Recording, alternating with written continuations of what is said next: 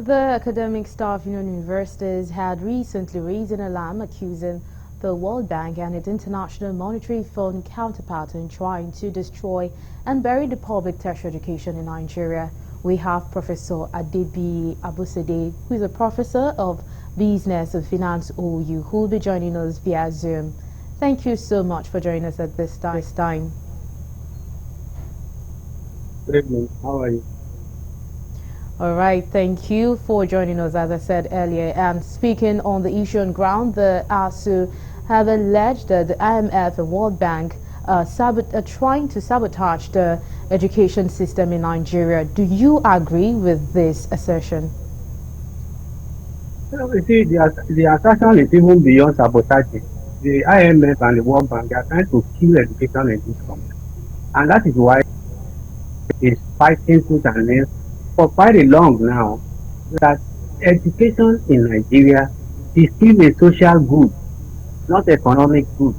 And what IMF and World Bank are proposing is to make education an economic good in which you now have to price it appropriately.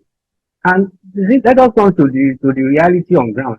How many people can send their children to tertiary institutions with the economy even now?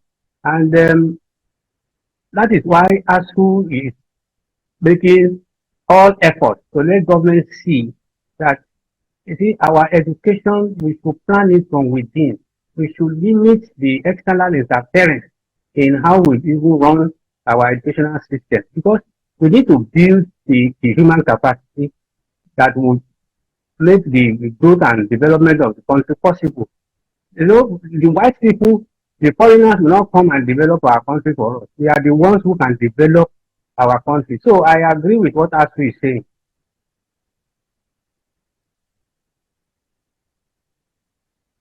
I think is the reason why the IMF and World Bank would want public universities in Nigeria not to function. Yes, you see, the way it is, it will not function because people will not have the means to send their work to university. So don't forget, even with the tax bill that the federal government is taking to the assembly, what is coming to tech fund, what will be coming to NEL fund will reduce. And on that basis, even the loan that the government promised to be given to the students may not be adequate if we go the way IMF and the World Bank wants us to go. You know, that even this matter has been on for quite a while now. You remember the crisis in Unilag during the time of their chairman of council, one barrister. You know, that was where the issue started, because they wanted the university to be charging economic rate in an economy that people are not even able to feed, talk less of not sending children to school. All right. Do you think these allegations might be due to frustration of failed agreements between the federal government and ASUU? The federal government has been failing in going by the terms of the agreement since 2009.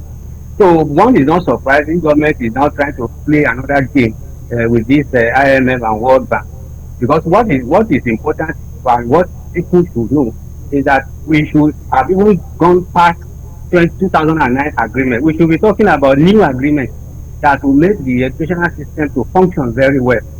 And that's the beauty of ASUU. ASUU is not only fighting for the welfare of their members, they are also fighting for the welfare of society, so that people can send their works to school at a very minimal cost possible. And then at the end of the day, all of us will be living well. You see, it does not make any sense. People can argue that, okay, even if they go to school, where is the work they will do? If you have a first degree, you can sell Coca-Cola better than somebody who has never gone to school. All right. So, in your opinion, what must the government do to save Nigerian universities? You see, government should be very responsible by funding the university. Government should be responsible for allowing the university autonomy to operate.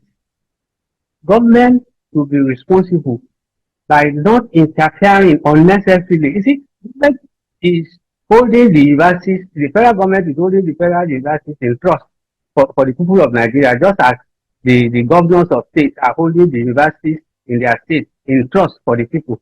So they should do everything that will make those universities to function well, such that even the lecturers will have a lot more time to carry out their research instead of doing things that will increase the IGR of the university. That's why you find lecturers, apart from teaching the full-time students, you have to teach the part-time students. They have to come up with all kinds of programs. They announce to all kinds of ventures and things like that. But if the school is well funded, what the university should be doing is coming out with those things that will help the society, that will solve problems in the society. But when they will spend all their time teaching, how will they have time to do quality research? Because one government is not funding them well. All right, thank you so much for joining us at this time. We really appreciate your time. My pleasure. Thank you very much. All right, and that was Professor Adebiyi Abosede, the Professor of Business and Finance, OOU. Now moving on to other stories.